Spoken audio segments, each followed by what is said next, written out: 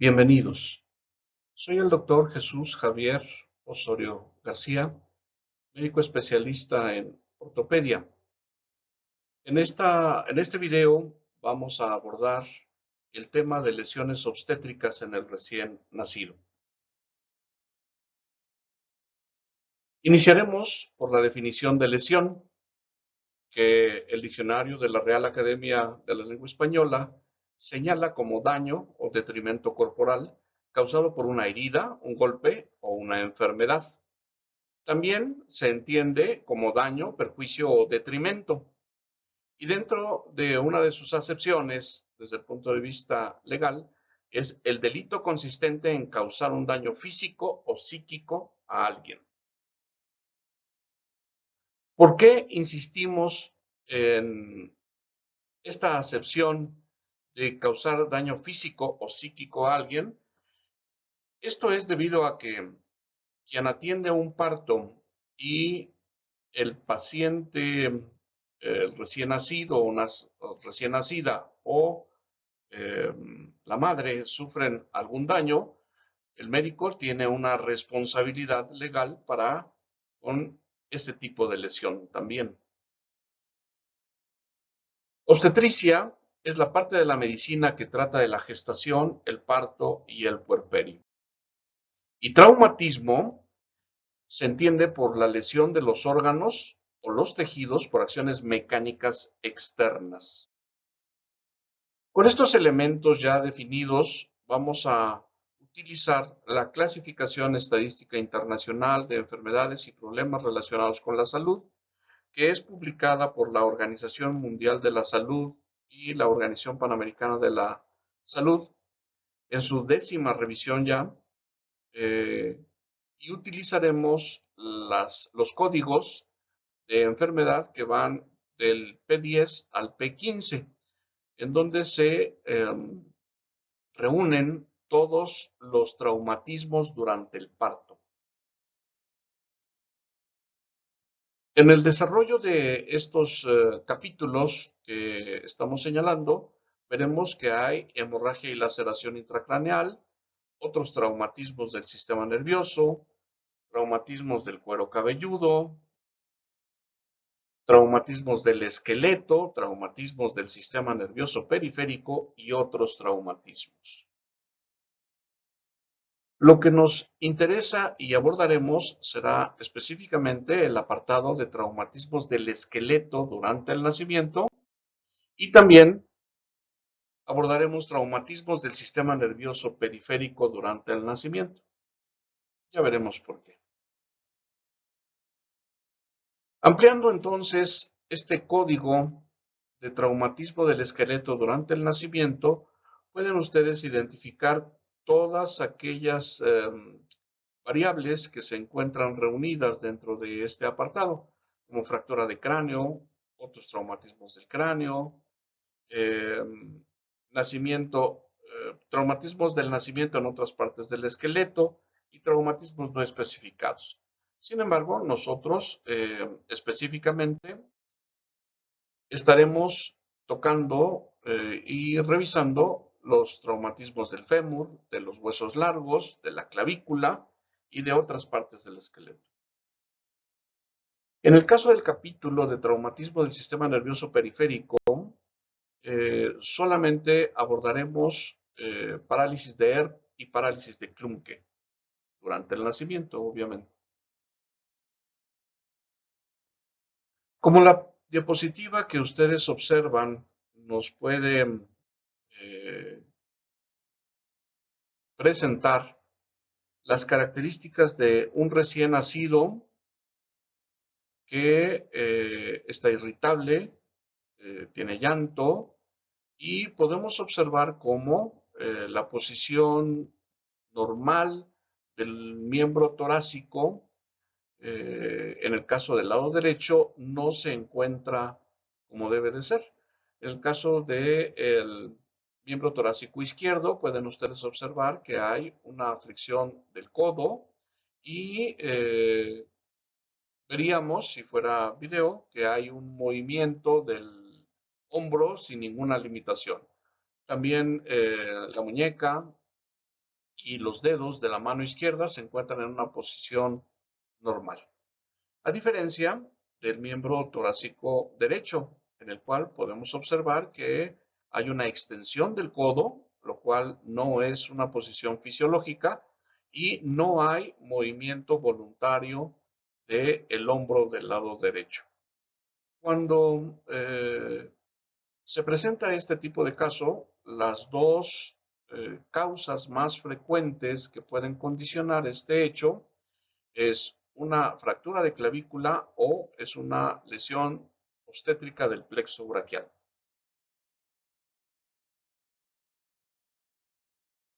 El sector salud y las instituciones que lo conforman han elaborado en conjunto la guía de práctica clínica denominada Diagnóstico y Tratamiento de la Lesión Obstétrica del Plexo Braquial. En ella pueden encontrar mayor detalle en cuanto a la información necesaria para el diagnóstico y el tratamiento de esta lesión. Se recomienda su lectura. Es indispensable el retomar el conocimiento de la anatomía, de cómo se constituye el plexo braquial. Sabemos, les recordamos, que está constituido por las raíces quinta cervical, sexta, séptima, octava cervicales e incluye la primera torácica, tanto en sus ramas anteriores y posteriores, van uniéndose y van conformando lo que a la postre serán el nervio radial, el nervio mediano, el nervio cubital, el músculo cutáneo, el nervio axilar, como parte de los principales nervios de este plexo braquial.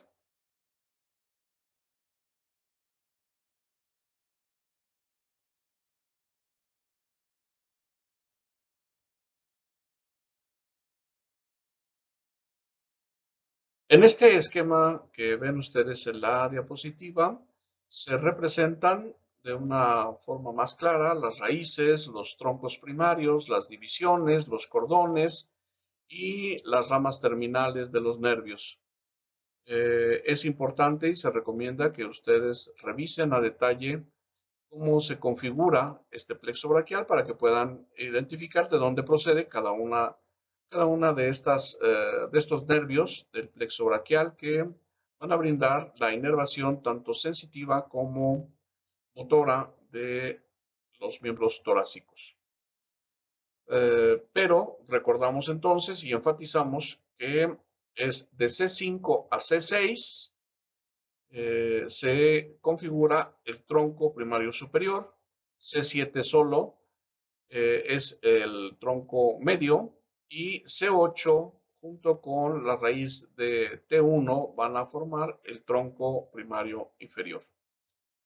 Esto es importante porque en función a ello veremos las diferentes lesiones que van a condicionar eh, la lesión obstétrica del plexo braquial y sus manifestaciones. Cuando hablamos de lesión nerviosa, vamos a dividirla y hablaremos de lesiones leves, cuando son por estiramiento, donde hay solamente un poco de edema, la recuperación es rápida y completa. Cuando la lesión nerviosa es moderada, ya hablamos de que hay una ruptura parcial con alguna elongación de las fibras o desgarro de las mismas y pueden producir hemorragias intraneurales. Cuando las lesiones ya son graves o cuando hay una avulsión, la rotura de los troncos o el arrancamiento radicular es completo y la recuperación es muy pobre. Esto es a grandes rasgos. Abordaremos entonces cada una de estas. La primera, que es la más leve, es la neuropraxia, que se entiende como el bloqueo fisiológico de la conducción del nervio con un axón sin una interrupción anatómica. Muchos niños con lesión del plexo braquial afortunadamente tienen neuropraxia y se recuperan espontáneamente porque Esta tiende a desaparecer dentro de las 4 a 6 semanas. Afortunadamente, la mayor parte de las lesiones pertenecen a este tipo. Las lesiones moderadas son las axonomesis, que es la interrupción anatómica parcial del axón sin o con interrupción parcial del tejido conector. Este tipo de lesión del nervio requiere que el axón vuelva a crecer hacia el músculo, en cuestión de lo cual toma una considerable cantidad de tiempo. Este crecimiento puede ser inhibido o bloqueado por la formación de cicatriz. Luego entonces la recuperación puede no ser completa y puede llevar más tiempo. Finalmente, las lesiones nerviosas periféricas más severas se denominan neuromesis, que es la rotura anatómica completa de ambos, el axón y el tejido conector. Y este tipo de lesión es la más severa y no tiene probabilidad de recuperación espontánea. El tratamiento para este tipo de lesión es quirúrgico y debe de ser un tratamiento temprano.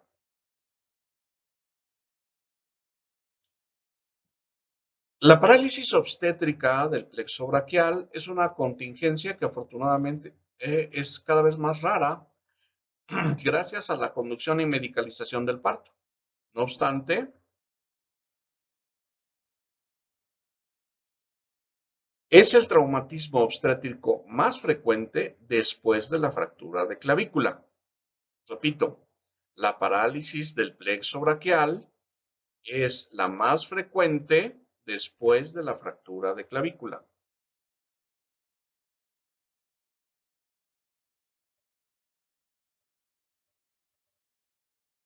Nuevamente, tenemos el caso clínico de un paciente recién nacido, en donde observamos que el miembro torácico derecho tiene una actitud no fisiológica por la extensión del codo.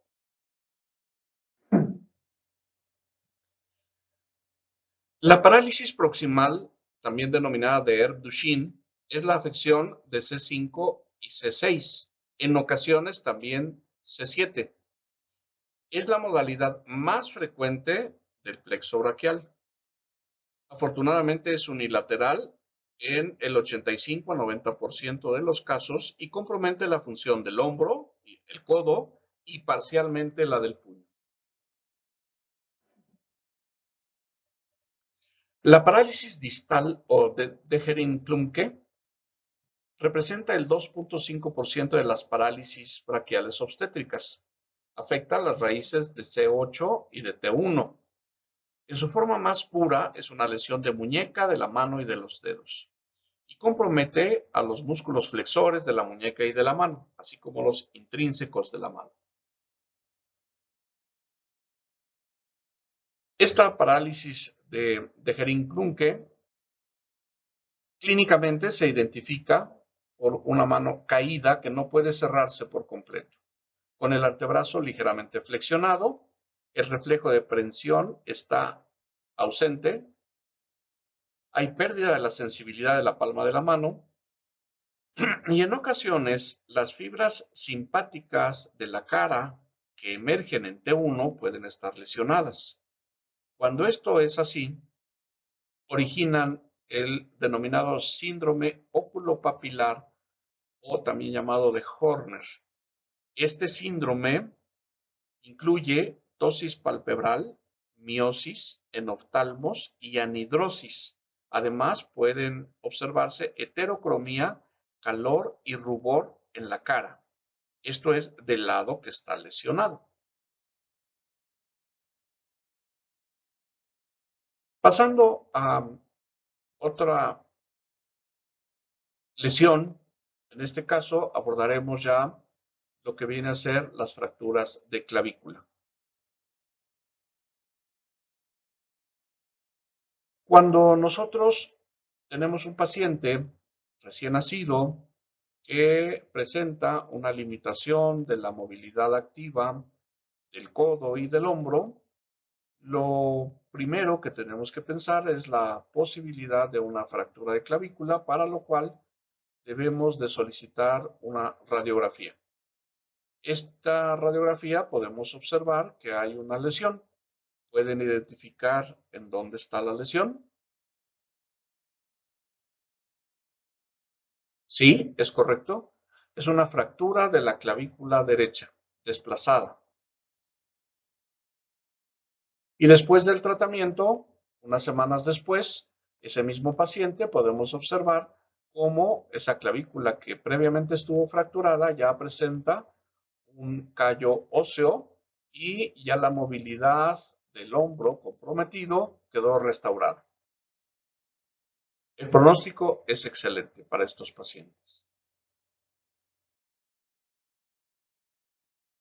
Vemos aquí una paciente que fue diagnosticada con una fractura de clavícula del lado derecho, recibió tratamiento y posteriormente ya acude a control en la consulta externa.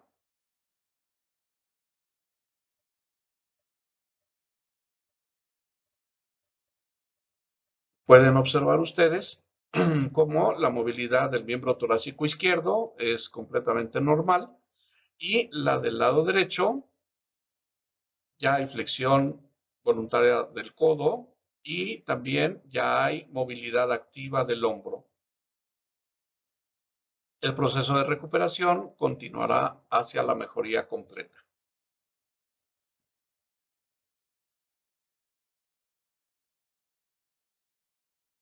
Otro paciente con un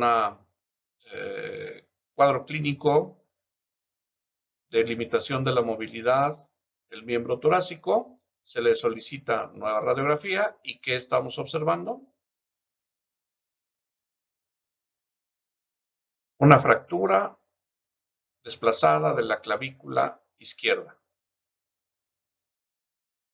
El tratamiento que estamos utilizando es la colocación de este tipo de cintas para poder mantener en retropulsión el hombro, con lo cual reduce los fragmentos de la fractura y permiten una consolidación adecuada.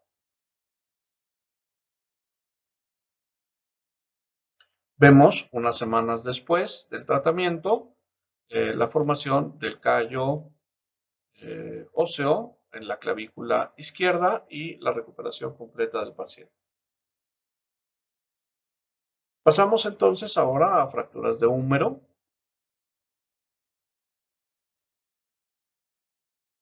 Vemos en este caso entonces un paciente recién nacido, masculino, que presentó una distocia y me pueden decir qué es lo que observan en la radiografía.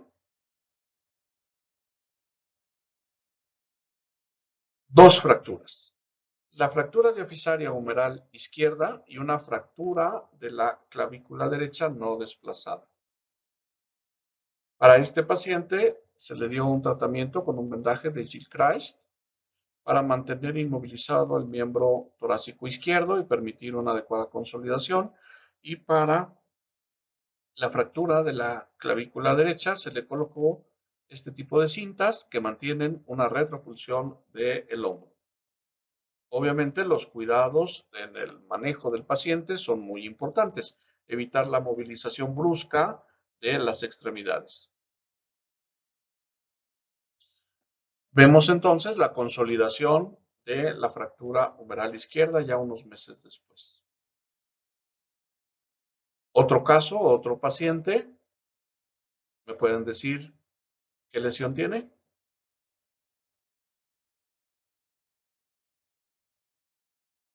Fractura diafisaria humeral izquierda.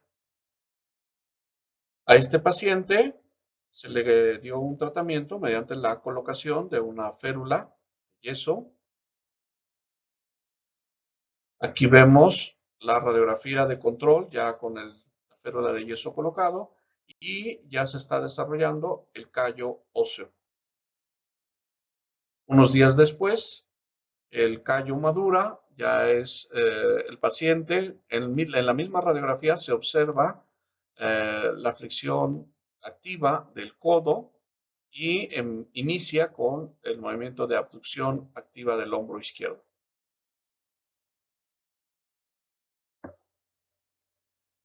Posteriormente vemos la consolidación de esa fractura. Pasamos a otro diagnóstico, que en este caso sería fractura de fémur. Vemos al paciente cómo está hospitalizado con una férula pelvipodálica por una fractura diafisaria femoral izquierda. En la radiografía podemos observar cómo hay el callo óseo en la fractura femoral izquierda en ambas proyecciones.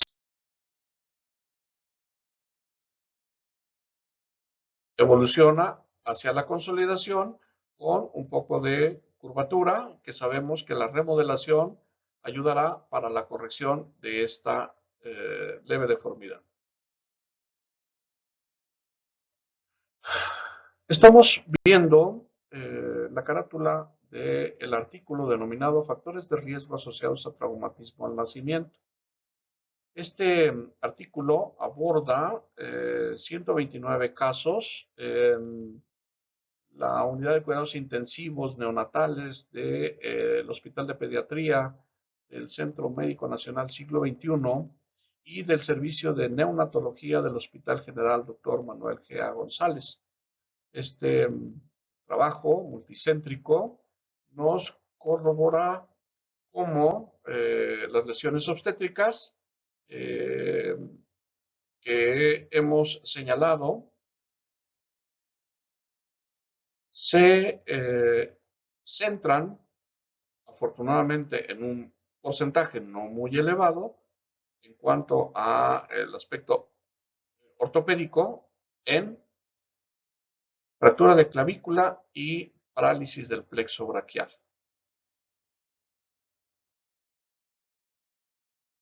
Dentro de los factores que este artículo señala es la macrosomía. La macrosomía, entiéndase, el aumento del peso y del tamaño del producto, que en la mayor parte de los casos está relacionado con la diabetes gestacional. Luego entonces a todas las mujeres embarazadas deberá de seguirles un control estricto para vigilar los niveles de glicemia y que en caso de que estos niveles estén por arriba de los parámetros aceptados, podrán ustedes ya prever la posibilidad de que el producto sea macrosómico y que pueda presentar un parto distóxico. Y si este se presenta, el parto distóxico puede ser entonces la causa principal para las lesiones que hemos venido señalando. Los diagnósticos diferenciales que también debemos de considerar son osteomielitis, artritis, desprendimiento epifisario, entiéndase una lesión fisaria, o luxación de hombro. Y como recomendación final, en el caso de distocia de hombros, cuando ustedes estén atendiendo partos, es importante no perder tiempo. Saber actuar sin precipitación, lo cual se logrará si ustedes están preparados, capacitados para atender este tipo de partos y tomar en consideración que el pH desciende 0.2 unidades cada 5 minutos. Entiéndase entonces que en el caso de los productos, tienen ustedes tiempo, no deben de precipitarse. Entre el parto de la cabeza y el tronco, durante ese lapso el niño está más expuesto a las lesiones traumáticas y artrógenas que a la hipoxia. Por lo tanto, la recomendación fundamental en este tipo de situaciones es que tengan calma. No estar solo en la sala de partos cuando atiendan ustedes. Evitar maniobras inapropiadas de tracción o rotación de la cabeza fetal. Episiotomía en casos necesarios. Aspiración nasobucal y una anestesia de calidad. Si ustedes tienen presente estas recomendaciones y las siguen, cuando estén en ese tipo de trance, los resultados serán mucho mejores. Muchas gracias.